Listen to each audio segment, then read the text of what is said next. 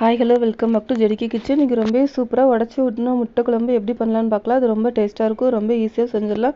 நீங்களும் ஒரு தடவை இந்த மாதிரி ட்ரை பண்ணி பாருங்கள். நான் அதுக்காக ஒரு மிக்ஸி ஜாரில் ஒரு மீடியம் சைஸ் பல்லாரி இந்த மாதிரி குட்டியாக கட் பண்ணி ஆட் பண்ணியிருக்கேன். ஒரு அரை ஸ்பூன் அளவு சீரகம், அரை ஸ்பூன் சோம்பு, அரை ஸ்பூன் மிளகு, 2 துண்டு பட்டை, ஒரு 4 கிராம்பு, 3 ஏலக்காய், 6லேருந்து 7 முந்திரி பருப்பு ஆட் பண்ணிக்கோங்க. இதெல்லாம் சேர்த்து மிக்ஸியில் நல்லா ஃபைனாக அரைச்சி எடுத்துக்கோங்க. 2 தக்காளி பழம் எடுத்து அதை சின்னதாக கட் பண்ணி அதையும் உள்ள ஆட் பண்ணி நல்லா ஃபைனாக அந்த மாதிரி அரைச்சி எடுத்துக்கோங்க. ஒரு பேனில் தேவையான அளவு எண்ணெய் ஊற்றிக்கோங்க. எண்ணெய் நல்லா சூடானதுக்கு அப்புறமா கொஞ்சமாக சோம்பு, ஒரு 15 சின்ன வெங்காயம் எடுத்து சின்னதாக கட் பண்ணி வச்சுருக்கேன், அதையும் உள்ள ஆட் பண்ணிக்கிறேன். கொஞ்சமாக கருவேப்பிலை ஆட் பண்ணிக்கோங்க. வெங்காயம் கொஞ்சம் நல்லா வதங்கினதுக்கு அப்புறமா ஒரு 2 பல்லு பூண்டு, சின்ன துண்டு இஞ்சி இந்த மாதிரி இடித்து வச்சுருக்கேன், அதையும் உள்ள ஆட் பண்ணிக்கோங்க. இஞ்சி பூண்டோட பச்சை வாசனை போகிற வரைக்கும் கொஞ்சம் நல்லா வேக வச்சுக்கோங்க. இன்னும் நம்ம அரைச்சி வச்சுருக்க வெங்காயம் முந்திரி பேஸ்ட்டு உள்ள ஆட் பண்ணிக்கலாம். நல்லா வதக்கி விட்டுக்கோங்க. நல்லா வதங்கினதுக்கப்புறமா நம்ம அரைச்சி வச்சுருக்க தக்காளி பேஸ்ட்டையும் உள்ள ஆட் பண்ணிக்கலாம். தக்காளி ஆட் பண்ணிவிட்டு நல்லா வதக்கி விட்டுக்கோங்க.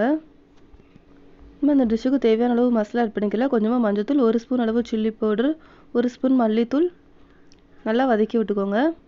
மசாலாவோட பச்சை வாசனை போகிற வரைக்கும் நல்லா வதக்கி விட்டுக்கோங்க. நம்ம இந்த டிஷ்ஷுக்கு தேவையான அளவு தண்ணி ஆட் பண்ணிக்கோங்க.